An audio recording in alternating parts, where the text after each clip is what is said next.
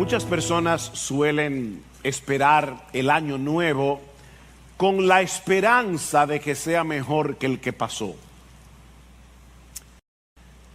Como si el hecho de tener un calendario sin estrenar sea equivalente a la posibilidad de que esta vez los meses vendrán cargados de cosas buenas. Es costumbre, ¿verdad?, sobre todo en el mundo incrédulo, que se felicitan en el día de Año Nuevo deseando salud, dinero y amor. Pero lo cierto es, mis amados hermanos, que no tenemos ni la menor idea de cómo será el 2024. Yo no sé si tú vas a tener salud, dinero y amor.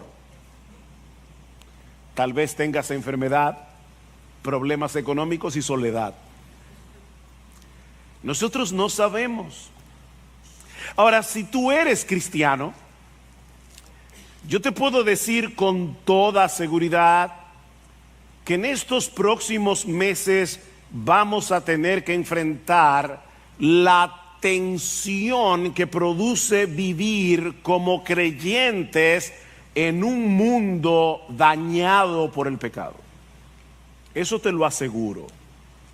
Y eso es precisamente lo que quiero que veamos en esta mañana a la luz de la parábola del trigo y la cizaña en el capítulo 13 del Evangelio de Mateo. Yo les pido por favor que vayan en sus Biblias al capítulo 13 de Mateo. Y yo sé, hermanos, que puede que parezca un tanto extraño predicar precisamente de esta parábola a principios de este año. ¿Qué pasaje para empezar un año? Pero créeme que la enseñanza de esta parábola te será muy útil cuando tengas que enfrentar las dificultades, los problemas, las tentaciones que vendrán seguramente en los próximos 12 meses y en el resto de tu vida. Mateo capítulo 13, versículo 24. Jesús les refirió otra parábola diciendo: el reino de los cielos puede compararse a un hombre que sembró buena semilla en su campo. Pero mientras los hombres dormían, vino su enemigo y sembró cizaña entre el trigo y se fue. Cuando el trigo brotó y produjo grano, entonces apareció también la cizaña. Y los siervos del dueño fueron y le dijeron: Señor, ¿no sembraste buena semilla en tu campo? ¿Cómo pues tiene cizaña? Él les dijo: un enemigo ha hecho esto. Y los siervos le dijeron: ¿quieres pues que vayamos y la recojamos? Pero él le dijo: no sea que al recoger la cizaña arranquéis el trigo juntamente con ella. Dejad que ambos crezcan juntos hasta la siega. Y al tiempo de la siega diré a los segadores: recoged primero la cizaña y atadla en manojos para quemarla, pero el trigo recogedlo en mi granero. Unos versículos más adelante, el Señor va a explicarnos el significado de la parábola. Versículo 36. Entonces dejó la multitud y entró a la casa, y se le acercaron sus discípulos diciendo: explícanos la parábola de la cizaña del campo. Ellos se quedaron dándole mente. Y respondiendo él dijo: el que siembra la buena semilla es el Hijo del Hombre, y el campo es el mundo, y la buena semilla son los hijos del reino, y la cizaña son los hijos del maligno. Y el enemigo que la sembró es el diablo, y la siega es el fin del mundo, y los segadores son los ángeles. Por tanto, así como la cizaña se recoge y se quema en el fuego, de la misma manera será el fin del mundo. El Hijo del Hombre enviará a sus ángeles y recogerán de su reino a todos los que son piedra de tropiezo y a los que hacen iniquidad, y los echarán en el horno de fuego. Allí será el llanto y el crujir de dientes. Entonces los justos resplandecerán como el sol en el reino de su Padre. el que tiene oídos para oír, oiga. Hay 4 cosas que yo quiero que veamos en esta parábola. Y la primera es el problema de esta parábola. El problema de esta parábola. Un pastor y teólogo, amigo nuestro, Sam Waldrum, dijo una vez, en una forma un tanto enigmática, que el problema de esta parábola es que no tiene ningún problema. El problema de esta parábola es que no tiene ningún problema. Mis hermanos, ¿cuál es la enseñanza de esta parábola? Bueno, que hasta el día del juicio vivirán juntos en este mundo el trigo y la cizaña, los hijos de Dios y los hijos del diablo. Noten otra vez el versículo 37. El que siembra la buena semilla es el Hijo del Hombre, el campo es el mundo, la buena semilla son los hijos del reino y la cizaña son los hijos del maligno. Noten, mis hermanos, algo sumamente importante, que el campo no es la iglesia. ¿Lo vieron allí?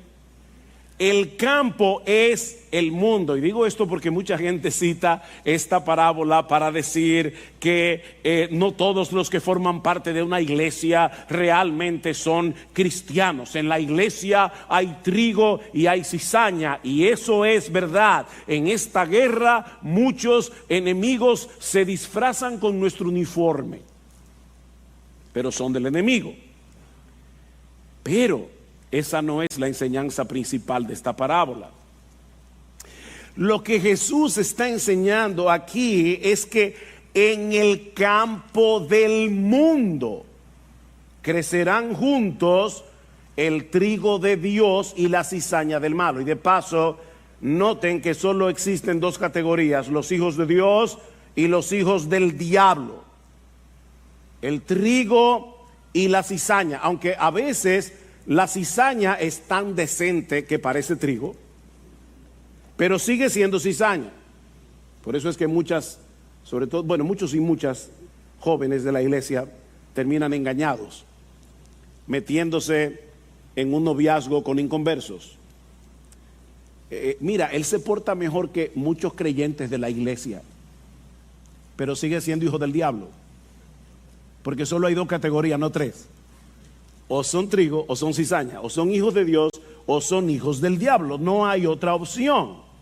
Ahora, mis hermanos, ese es precisamente el problema de esta parábola. ¿Por qué? Bueno, porque el Señor Jesucristo inicia este capítulo diciendo a sus discípulos que Él va a explicarles en estas parábolas los misterios del reino de los cielos. Vean el versículo 10. Y acercándose los discípulos le dijeron: ¿por qué les hablas en parábolas? Y respondiendo él les dijo: porque a vosotros se os ha concedido conocer los misterios del reino de los cielos, pero a ellos, es decir, los incrédulos, los que están fuera, a ellos no les he dado conocer estos misterios.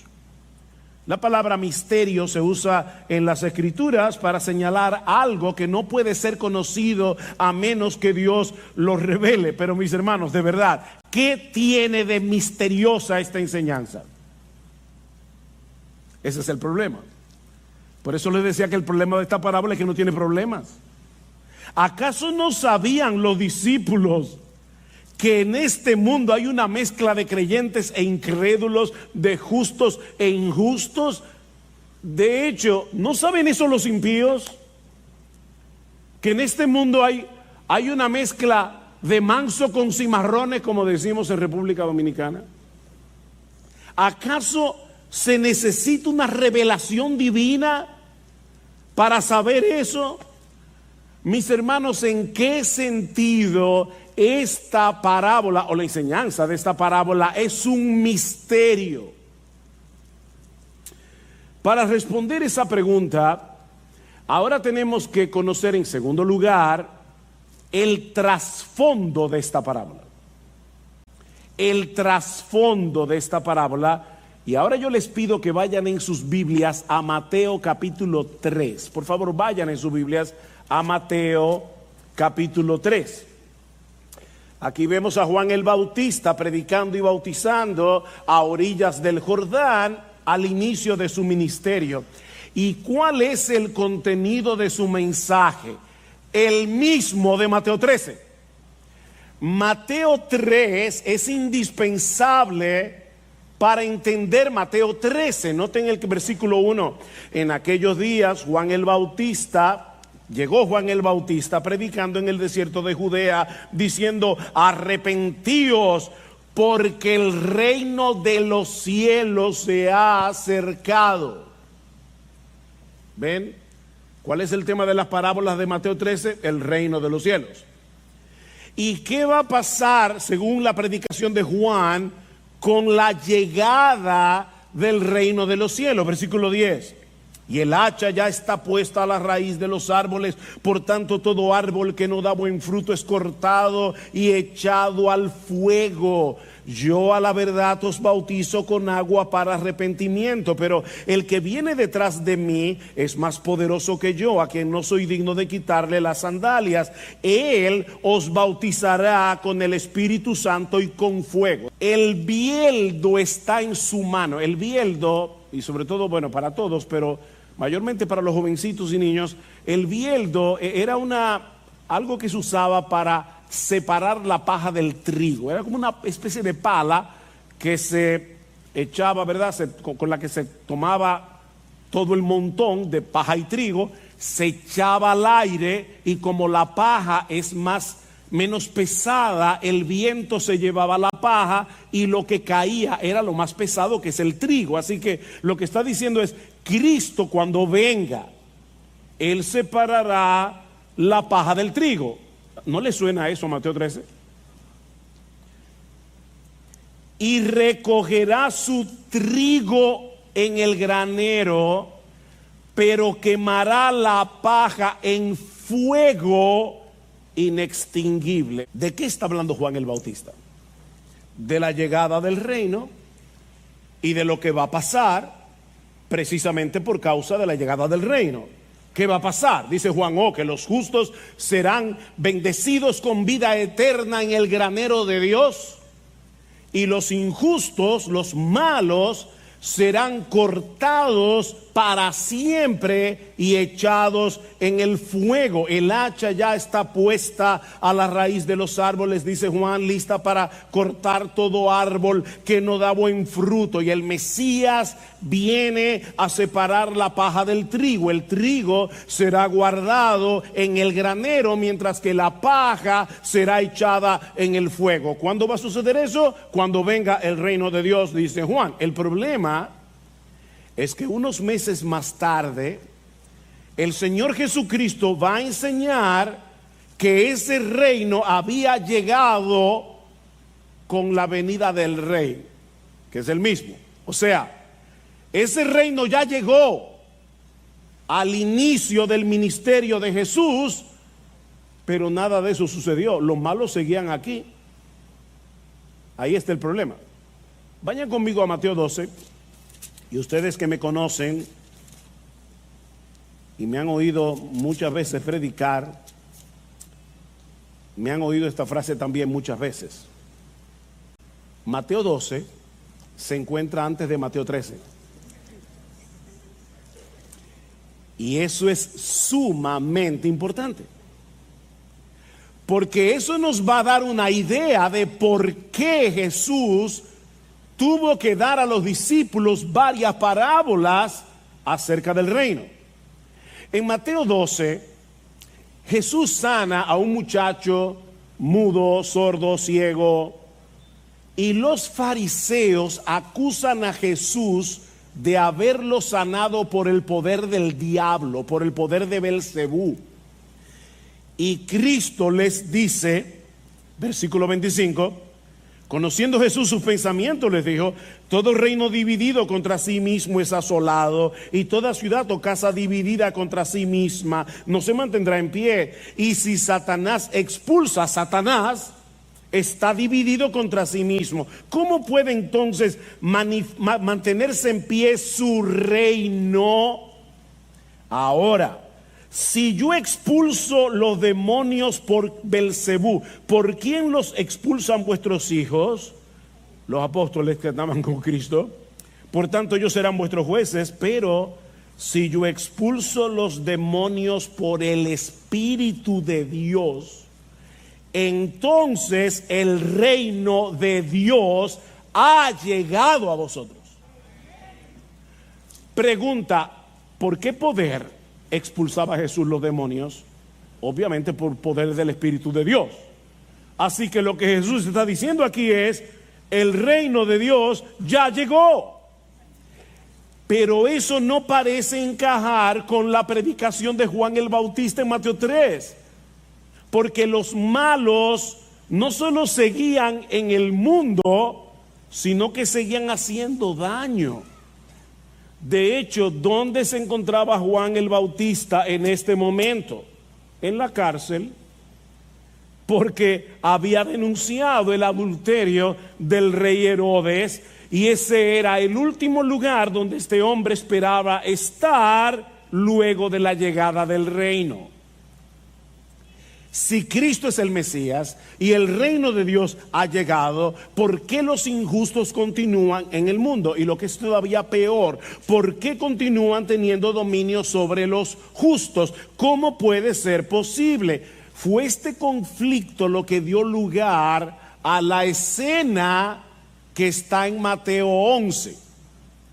Y de nuevo, Mateo 11 está detrás de Mateo 12. ¿Ven? Mateo 11, 12 y 13. ¿Qué pasó en Mateo 11? Que Juan el Bautista estaba completamente confundido. Vayan conmigo ahora a Mateo 11. Hermanos, el contexto aquí es necesario para poder entender la parábola. Mateo 11, versículo 2.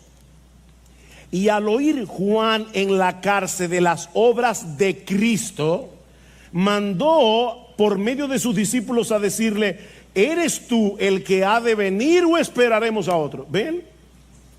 Juan el Bautista está confundido. Él no está dudando de las promesas de Dios, pero no puede entender cómo es posible que ese Cristo al que él bautizó y anunció como el Mesías vino. El reino de Dios había llegado con él y los malos seguían aquí y teniendo poder. ¿Eres tú el que ha de venir o vamos a esperar a otro?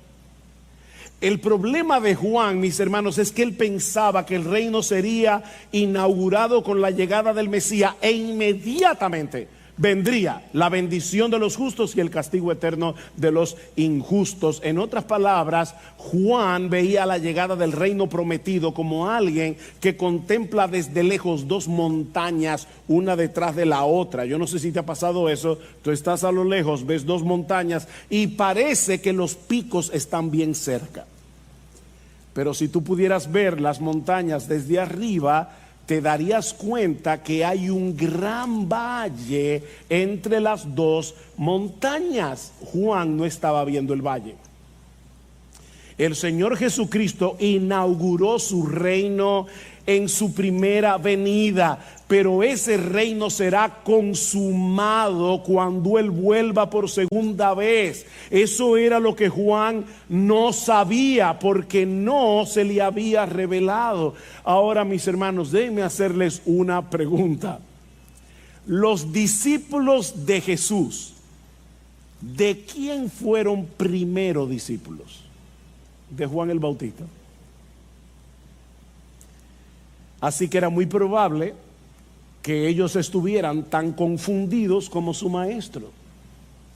Para ellos también debía ser muy confuso que Jesús fuera el Mesías, el Rey de Israel, y que los malos siguieran aquí y que su antiguo maestro Juan estuviera preso por orden de un rey corrupto, de un rey perverso. Estos hombres necesitaban una explicación. Y eso es lo que hace el Señor en las parábolas de Mateo 13. Lo que nos lleva a nuestro tercer encabezado, la interpretación de la parábola. Ya vimos el problema de la parábola, que no tiene ningún problema. Ya vimos el trasfondo de la parábola. Veamos ahora en tercer lugar la interpretación de la parábola. ¿Cómo resuelve Jesús este dilema planteado por Juan el Bautista y que probablemente estaba en la cabeza de los discípulos de Juan? Mostrándoles que el reino de los cielos habría de venir en dos etapas, una de siembra y otra de siega. Vean el versículo 40. Mateo 13:40. Por tanto, así como la cizaña se recoge y se quema en el fuego, de la misma manera será en el fin del mundo. El Hijo del Hombre enviará a sus ángeles, recogerán de su reino a todos los que son de tropiezo y a los que hacen iniquidad, y los echarán en el horno de fuego. Allí será el lloro y el crujir de dientes, dice el Señor. Entonces los justos resplandecerán como el sol en el reino de su Padre. El que tiene oídos para oír, oiga. Todo lo que Juan el Bautista describe en su predicación en Mateo 3 se cumplirá sin lugar a dudas, mis hermanos. El trigo será recogido en el granero, la paja será quemada en el fuego, pero eso sucederá en el fin del mundo, cuando el Señor Jesucristo regrese en gloria. Mientras tanto, estamos en la etapa de la siembra, en la era de la predicación de la palabra de Dios. Hermanos, otra pregunta fundamental: ¿cuál es la primera parábola de Mateo 13? La parábola del sembrador. El sembrador salió a sembrar y todavía está sembrando. De hecho, ahora mismo que estamos predicando la palabra de Dios, estamos sembrando la semilla buena a través de la predicación de la palabra. Estamos en la era de la siembra de la palabra de Dios, y durante esta etapa, mis hermanos, van a seguir creciendo juntos en el mundo el trigo con la cizaña. Ese es el misterio del reino de los cielos. Que haya malos y buenos, justos e injustos, hijos de Dios e hijos del diablo en el mundo, eso no es un misterio. Pero que Cristo ya haya inaugurado su reino y las cosas sigan iguales, eso sí que es un misterio. Era un misterio para los discípulos, porque ellos pensaban que a la llegada del Mesías termina todo. Ese es el misterio que Cristo les está enseñando, que a pesar de que el reino ya fue inaugurado en la primera venida de Cristo, en el campo del mundo siguen habiendo justos e injustos, creyentes e incrédulos, trigo y cizaña, hijos de Dios e hijos del diablo. No se sorprendan, dice el Señor, de que los injustos sigan aquí a pesar de la llegada del reino, y de que continúen haciendo daño a los justos, como le sucedió a Juan el Bautista. Es preciso que el trigo y la cizaña permanezcan juntos hasta el fin del mundo, cuando llegue el tiempo de la siega, y sean separados para siempre. Esa es la enseñanza esencial de la parábola del trigo y la cizaña. Cristo nos está enseñando aquí el valle que hay entre los dos picos. ¿Ven? El valle que Juan no pudo ver. Cristo vino la primera vez como un siervo humilde a sembrar la semilla del evangelio del reino, y al hacer posible que nosotros entremos en ese reino por medio de su muerte y su resurrección. Pero al final de esta era, Él vendrá en las nubes del cielo, y no como un siervo humilde, sino con el esplendor de un monarca, y con el aventador en su mano para separar la paja del trigo, entonces los incrédulos recibirán lo que merecen, mientras que los hijos de Dios resplandecerán como el sol en el reino de su Padre. Decía C.S. Lewis que si nosotros hoy pudiéramos ver a un cristiano como será cuando Cristo venga y sea glorificado, nos sentiríamos tentados a adorarlo. Sí, esos cristianos que a veces te dan problemas, que a veces te sacan de quicio, resplandecerán como el sol en el reino de su Padre. Mientras tanto, tenemos que continuar aquí viviendo como ciudadanos del reino en un mundo que funciona al revés.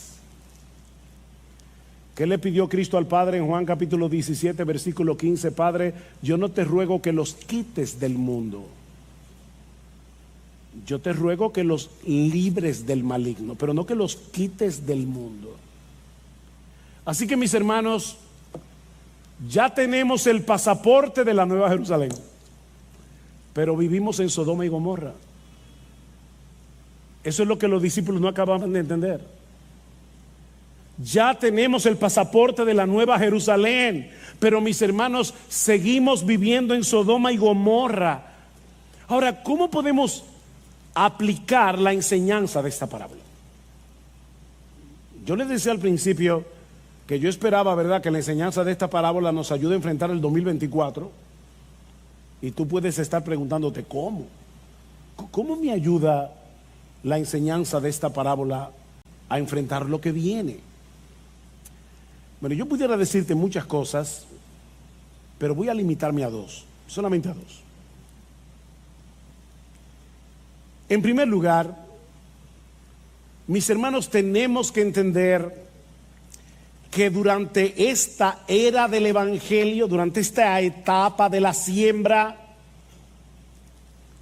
veremos crecer juntamente el reino de Dios y la influencia del mal.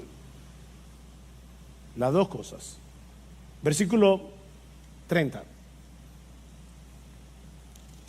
Cuando los ángeles le preguntan, ¿arrancamos la cizaña? No dice, no. Dejad que ambos crezcan juntos hasta la siega, que es al fin del mundo. Algunos presuponen que el crecimiento de uno debería significar la disminución del otro. Yo no sé, hay personas que piensan, si la iglesia estuviera haciendo su trabajo y evangelizando el país, aquí no habría tanta corrupción, tanta maldad. Eso es una utopía. Eso es una utopía. Mis hermanos, ambos crecerán juntos. La maldad no desaparecerá de este mundo hasta que Cristo vuelva. Pero ¿saben qué? Por más que avance el mal, nunca podrá destruir a la iglesia, nunca podrá impedir que la iglesia cumpla su misión. Nunca. Ambos crecerán juntos. Vean el versículo 31, les refirió otra parábola diciendo, el reino de los cielos es semejante a un grano de mostaza que un hombre tomó y sembró en su campo, y que de todas las semillas es la más pequeña, pero cuando ha crecido es la mayor de las hortalizas y se hace árbol, de modo que las aves del cielo vienen y anidan en sus ramas. ¿Cómo comenzó este reino de Cristo? Con 12 hombres. Y ya hay millones de súbditos. Mis hermanos, hasta la venida de Cristo habrá injusticia en el mundo. Habrá guerras, abusos de poder, falsos maestros. Eso no terminará cuando se mueran Joel Austin, Cash Luna, George Maldonado, Ana Maldonado y todo ese grupo de falsos maestros. Ay, pastor, ¿y usted cree que es correcto decir esos nombres? Sí, es correcto. Es correcto. Son hijos del diablo haciendo más hijos del diablo. Hasta que Cristo venga, habrán hackers que te roban tu cuenta. Hasta que Cristo vuelva, habrán políticos corruptos. Y eso es bueno saberlo en un año de elecciones. Mi hermano, vota bien. Vota bien. Esa es tu responsabilidad. Pero no pongas tu esperanza en los políticos de turno.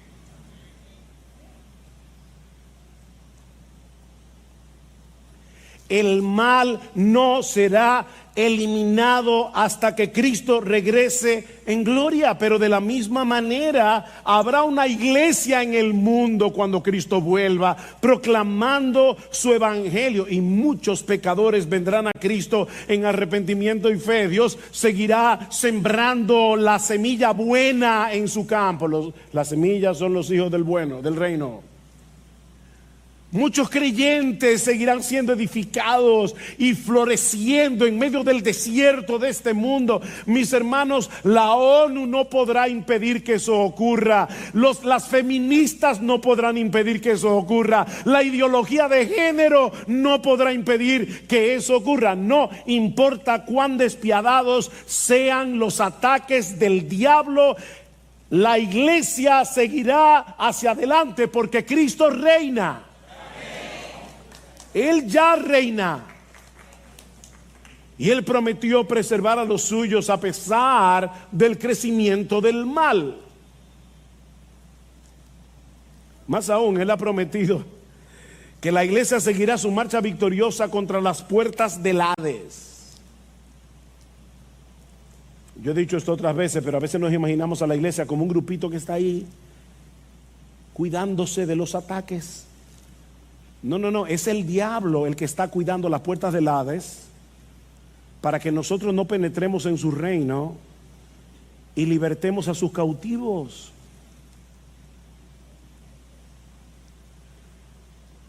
Pero Cristo dijo que las puertas del Hades no prevalecerán contra su iglesia, no prevalecerán. Esas puertas no son lo suficientemente fuertes como para impedir que el evangelio penetre y rescate a los cautivos del diablo y los haga libres por el Hijo.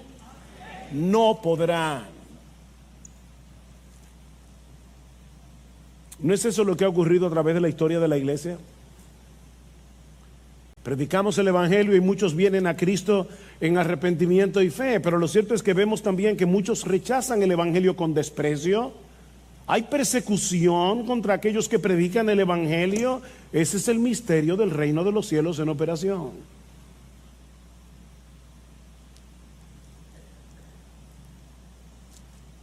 Pero esa enseñanza de la parábola del trigo y la cizaña nos ayuda a entender, en segundo lugar, ¿por qué enfrentamos tantas dificultades en nuestra vida cristiana práctica? Por un lado, el Nuevo Testamento afirma que ya estamos en el reino si somos cristianos.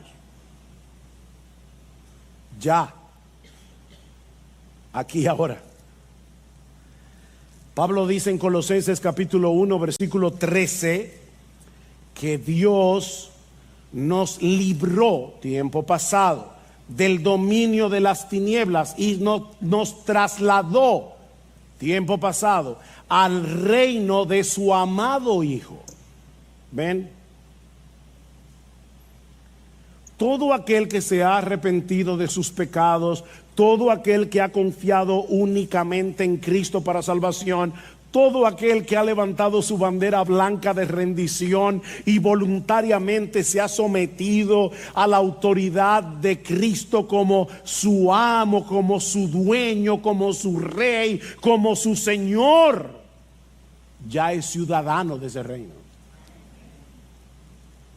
Ya estamos en el reino.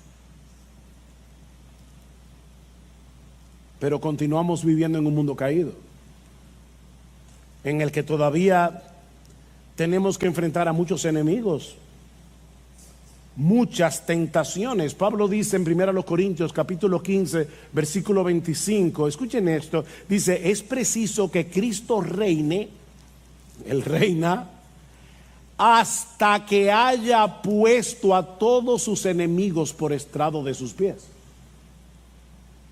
¿Ven el punto? Él está reinando, pero sus enemigos siguen aquí. Todavía siguen aquí. Y no solamente afuera, a través de la cizaña, del diablo, el mundo, sino también dentro de nosotros. Mis hermanos, aunque el pecado dejó de ser nuestro rey, en el mismo instante en que nosotros nos convertimos al Señor, Cristo vino a ser nuestro rey. Él plantó su bandera en nuestro corazón, pero el pecado todavía sigue morando en nosotros. El pecado sigue siendo una amenaza de la que no debemos descuidarnos.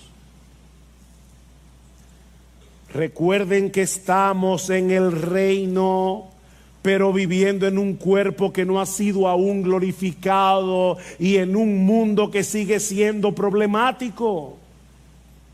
Ese es el valle. Es por eso que a veces estamos alabando al Señor con gozo, estamos deleitándonos en su palabra, y de repente nos llegan los pensamientos más horribles. ¿No te ha pasado?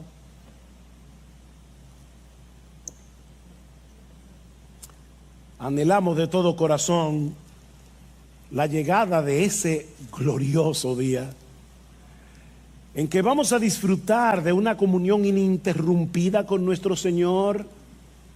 Nunca más sentiremos la vergüenza y el dolor de haber pecado. Nunca más percibiremos tibieza en nuestro corazón, falta de pasión por Cristo y el Evangelio, mis hermanos. Nunca, nunca, nunca más. Pero eso será realidad únicamente en el reino consumado de Dios. Mientras tanto, tenemos que aprender a vivir en ese valle que separa la siembra de la siega. Tenemos que aprender a manejar la tensión de tener el anticipo, pero no la herencia completa. Al Espíritu Santo morando en nosotros, pero sin haber sido perfeccionados, sin haber sido librados de la presencia del pecado. Y por si acaso, no decimos esto para que los creyentes sean complacientes en su lucha con la tentación. Lo decimos para que comprendan, mis hermanos, esa lucha que se genera en nuestro interior cada día, para que estas batallas no te desalienten, para que no quieras tirar la toalla al ver tanta contradicción en tu corazón. Todavía somos medios esquizofrénicos. Uy, pastor, ¿cómo así? Bueno, la palabra esquizofrénico, lo que significa en griego, es una mente dividida. Esquizo, división, fren, mente. Tenemos una mente dividida. No tenemos un corazón unificado, totalmente dedicado hacia el Señor, sin ningún otro interés. Si tú estás así, es que ya te moriste y no te diste cuenta.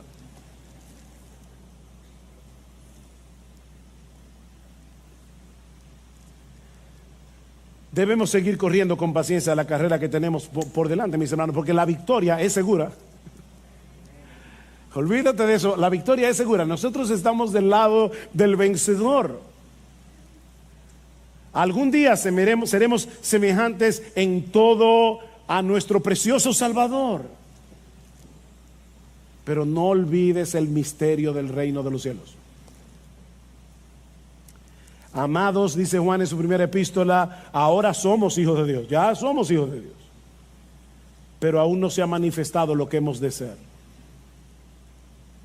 Pero sabemos que cuando Él se manifieste seremos semejantes a Él, porque le veremos tal como Él es. Ya somos súbditos de ese reino. Ya tenemos el pasaporte de nuestra ciudadanía celestial, pero vivimos como extranjeros y peregrinos en un mundo caído. En un mundo que es hostil a nuestra fe. Cuando Cristo vuelva, Él transformará el cuerpo de la humillación nuestra para que sea semejante al cuerpo de la gloria suya. Pero eso sucederá o cuando Cristo vuelva o cuando nosotros partamos de aquí. Decía John Owen, nadie será librado de este cuerpo de muerte si no es a través de la muerte del cuerpo.